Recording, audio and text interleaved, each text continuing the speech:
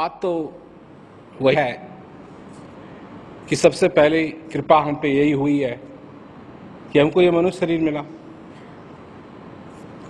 और फिर गुरु महाराज जी की कृपा हुई और ज्ञान मिला। और ज्ञान के द्वारा हमको क्या मालूम हुआ? यही मालूम हुआ कि हर श्वास भगवान की कृपा है।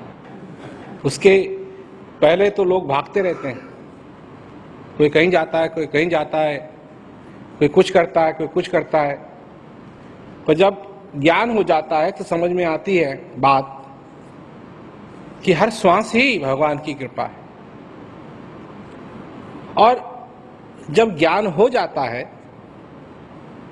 तो फिर जो सेवा करना चाहता है, जो सत्संग सुनना चाहता है, जो अभ्यास करना चाहता है, वही आगे बढ़ पाएगा।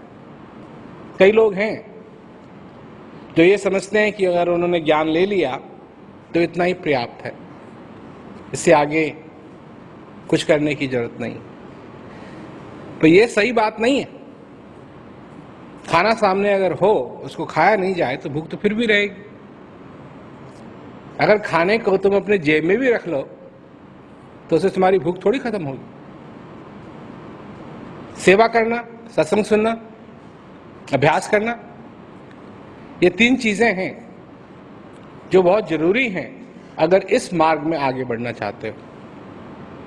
तो अगर सेवा करनी है तो कैसी सेवा करनी है? सेवा किसकी होती है? क्या है सेवा? तो सेवा होती है गुरु महाराज जी की। तार तो गुरु महाराज जी के साथ बंधा है ना। कितनी बार मैं समझाता हूं लोगों को कि अगर कोई पोस्टमैन तुम्हारे लिए चिट्ठी लाए और उस चिट्ठी में लिखा हो, प्रिय मैं तुमसे प्यार करती हूं, तुम कितने सुंदर हो, तुम कितने अच्छे हो, और ये सारी बातें उसमें लिखी हो, तो तुम पोस्टमैन को गले लगा लोगे? चिट्ठी तो उसी ने दी ना, पोस्टमैन ही ने दी ना चिट्ठी, तो पोस्टमैन को गले लगा लोगे? पोस्टमैन से कहोगे कि मेरे को नहीं मालूम था कि तेरे विचार मेरी प्रति इतने प्रेम से भरे हुए हैं? नहीं, तुमको मालूम है कि चिट्ठी मिली तुमको पोस्टमैन से, पर पोस्टमैन ने चिट्ठी नहीं लिखी। पोस्टमैन की चिट्ठी नहीं है, चिट्ठी है उसकी जिसने लिखी। अब ज्ञान तुमको किसी के द्वारा भी हो, परंतु ज्ञान उसका नहीं है जो तुमको दे रहा है, ज्ञान उसका है जिसका है, गुरु महाराज जी का है ज्ञान। तो अगर तार ज्ञान से बंधा है गुरु महाराज जी के प्रति, तो फिर सेवा का नाता भी गुरु महाराज जी के प्रति होना चाहिए, सत्संग का नाता भी गुरु महाराज जी के प्रति होना चाहिए। होना ऐसा चाहिए कि गुरु महाराज जी का सत्संग सबके पास जाए, प्रेमी लोग गुरु महाराज जी की सेवा करें, गुरु महाराज जी से तार बांधे। तो धीरे धीरे धीरे करके हमने सब कुछ बदल दिया। विदेश में भी बहुत सारे महात्मा लोग रहा करते थे, उनको भी हमने कहा बाय बाय। हिंदुस्तान में भी बहुत सारे महात्मा थे, हमने कहा बाय बाय।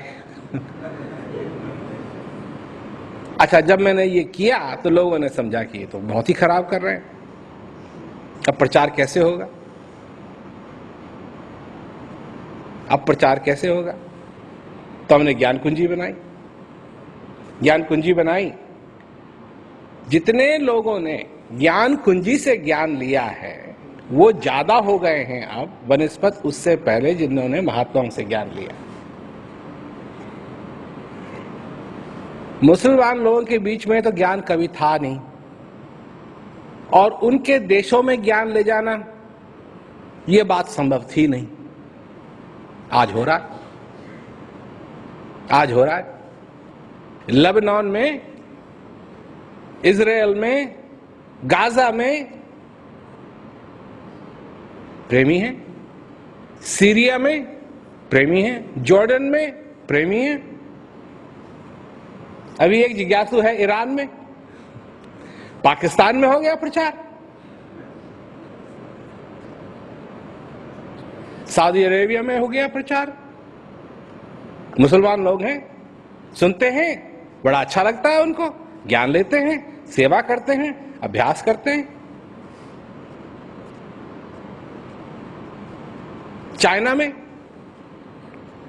जहां असंभव समझो, असंभव वहां प्रचार हो रहा, दिन रात प्रचार हो रहा। और प्रेमी भी, इतना प्रेम उनका कि पूछो मत।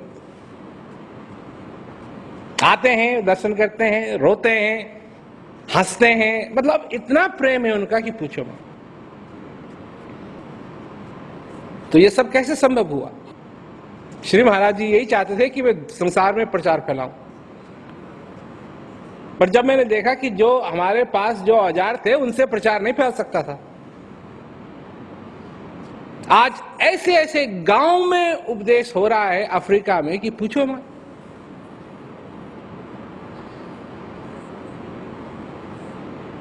तो धीरे धीरे करके सारे संसार में, अब साउथ अमेरिका की तो मैं क्या बात बताऊं तुमको,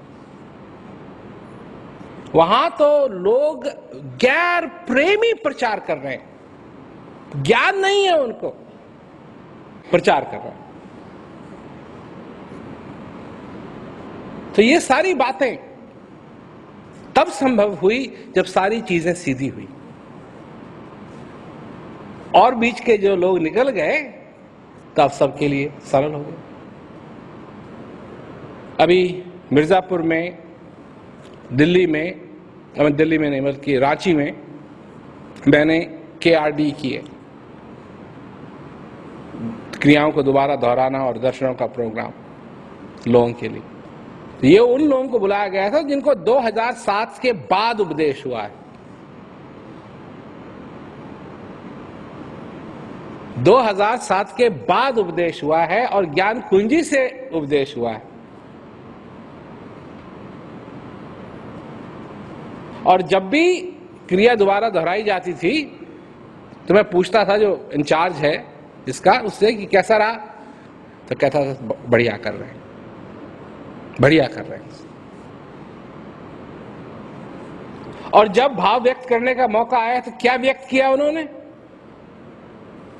वही बात जो प्रेमी लोग व्यक्त करते थे बहुत साल पहले, कि पता नहीं कहां मेरी जिंदगी जा रही थी और जब से ज्ञान मिल गया तो मेरी सारी जिंदगी पलट गई। ज्ञान का आनंद ले रहे हैं, सेवा करना चाहते हैं, उनका तार गुरु महाराज जी के साथ बंधा हुआ है।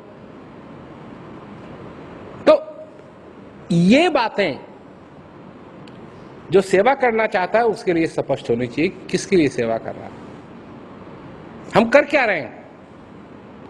हम चाहते हैं कि और फैले, जितना फैलता है उसके बाद फिर हम कहते हैं और फैले, और फैले, और फैले, और फैले, प्रचार और हो, और लोगों तक ये बात जाए।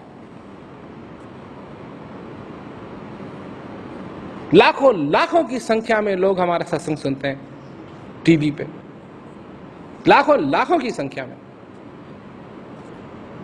अभी एक क्या कहते हैं, मलेशिया में एक चैनल खुली, न्यूज की चैनल थी वो, खबर की, तो चालू ही हुई थी।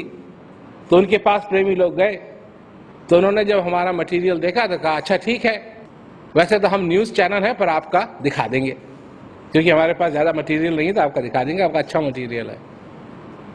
अब वो सारी जो चैनल है वो सारे इंडोनेशिया में जाती है। तो कोटा किनाबालू से लेकर के कहां कहां तक लोग लिखने लगे हमको कि आपका प्रोग्राम बहुत अच्छा लगता है, ऐसी बात और सुनने को मिले तो अच्छा। तो जब अखबार जो खबर पढ़ती है वो आई हुई थी प्रोग्राम में, वो MC कर रही थी, तो वो आई हुई थी प्रोग्राम में, तो उसने कहा कि मेरी मां वर्ड्स ऑफ पीस को, यही क्या है, शांति के शब्द, इनको बहुत पसंद करती है और देखती है। तो कंप्यूटर में गई ये देखने के लिए कि रेटिंग किसकी ज्यादा है, कौन सा शो है उनके चैनल में जिसकी सबसे ज्यादा रेटिंग है। तो उनकी तो है अखबार की चैनल, न्यूज चैनल है, और हमारी रेटिंग, सत्संग की रेटिंग उस न्यूज चैनल से ज्यादा है। इतना लोग उसको देखते हैं। मेरा कहने का मतलब है जगह जगह प्रचार बढ़ रहा है, और जो ये आश्रम है, जो ये आश्रम है, ये उस प्रचार का एक अंग है, इसलिए है। रांची का आश्रम है, प्रचार का अंग है। दिल्ली का आश्रम है, प्रचार का रंग है। मिर्जापुर में आश्रम है, प्रचार का रंग है। राज विद्या केंद्र जहां भी हैं भारतवर्ष में, जो कुछ भी फैसिलिटी है हमारे पास विदेश में, सब एक प्रचार का अंग है। ये किसी की अपनी बात नहीं है, किसी की अपनी चीज नहीं है। इससे प्रचार हो, लोगों को सत्संग सुनने का मौका मिले, किसी न किसी रूप में, किसी न किसी रूप में। ये कोई निश्चित बात नहीं है कि इसी रूप में प्रचार होगा या इसी रूप में सहायता चाहिए। किसी भी रूप में सहायता हो प्रचार में, इसलिए हर एक आश्रम इस प्रचार का एक अंग है। तो ये जरूरी बन जाता है, ये जरूरी बन जाता है कि जो इस गाड़ी को चला रहा है, जो इस गाड़ी को, इस प्रचार की गाड़ी को चला रहा है, उसके अधीन ये सारी चीजें हों। सही बात है ना? अब अगर एक्सीलरेटर दे दी जाए किसी और को, बस में गैस पेडल दे दिया जाए किसी और को, गाड़ी की चाबी दे दी जाए किसी और को, स्टीयरिंग दे दिया जाए किसी और को, और क्या कहते हैं हॉर्न दे दिया जाए किसी और को, तो कितनी देर चलेगी वो बस? इसीलिए एक ही ड्राइवर होता है। वो ड्राइवर कहां बैठता है? आगे बैठता है, ताकि वो देख सके और देख करके गाड़ी चला सके। इस प्रचार कार्य में कौन चला रहा है ये बस? प्रचार की बस मैं चला रहा हूं।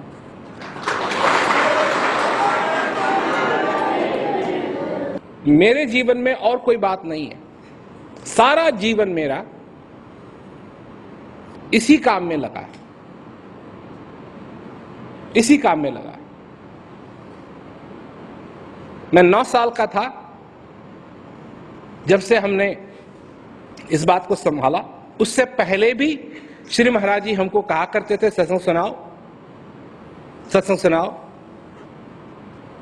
हम सुनाते थे।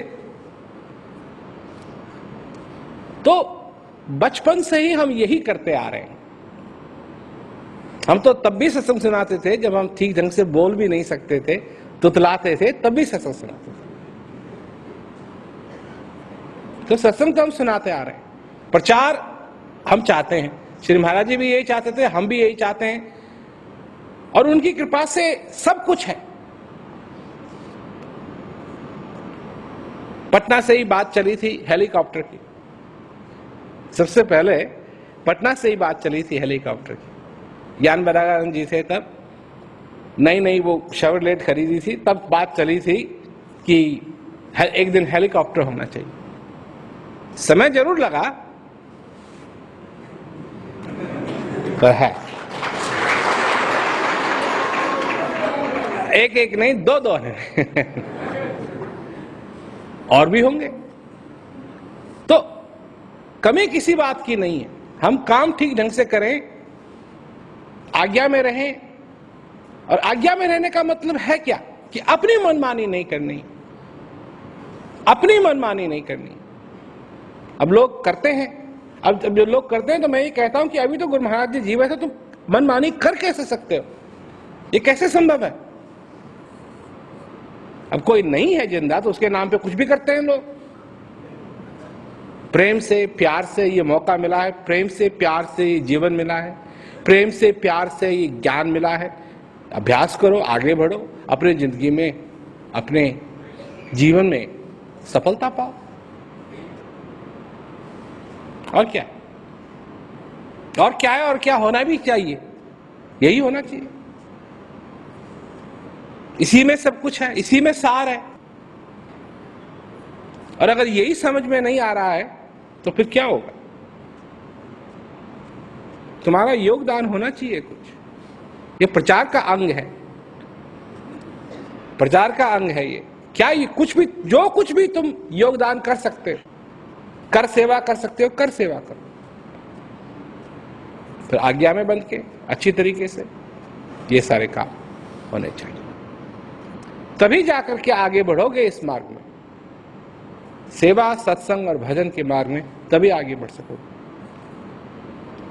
और जब ये सारी चीजें अच्छी होती हैं, ठीक होती हैं, तो उसकी खुशी कहां प्रकट होती है? यहां नहीं, इसकी खुशी यहां प्रकट होती है, हृदय में इसकी खुशी प्रकट होती है। और जब वो खुशी प्रकट होती है तो वो है सच्ची खुशी। इसकी खुशियां सच्ची नहीं है। मन, दिमाग ये दुनिया की तरफ का है और दुनिया की तरफ भागता है। मुझे ये चाहिए, मुझे ये चाहिए, अब ऐसा होना चाहिए, वैसा होना चाहिए, वैसा होना चाहिए, ये सारी चीजों को लेकर। और ये प्रभु की भक्ति में भागता है। हृदय को प्रभु चाहिए, दिमाग को, मन को दुनिया चाहिए। जो कुछ भी तुम चाहते हो अपनी जिंदगी के अंदर, इसका निर्णय तुम्ही को लेना है। अगर भक्ति मार्ग चाहते हो, सेवा सत्संग और भजन ज्ञान तुमको पहले से मिला हुआ है। और अगर और बातों में लगना चाहते हो तो और बातें हैं, फिर उनका कोई नतीजा जो है उसकी कोई गारंटी नहीं। हम कहते हैं सेवा सत्संग भजन करो, तुम्हारा जीवन आनंद से भर जाएगा, इस बात की हम गारंटी देते हैं। और दुनिया की क्या गारंटी देती है? कुछ गारंटी नहीं देती। और जो दुनिया के पीछे पड़े हुए हैं, सब कुछ होने के बाद भी उनको दुख होता है। परंतु जो हृदय की बात है वो है प्रभु की भक्ति, उसमें आनंद है और अपार आनंद है। अगर वो तुम अपने जीवन के अंदर उसको तुम अपनाओगे तो तुम्हारा जीवन सचमुच में आनंद से भरेगा।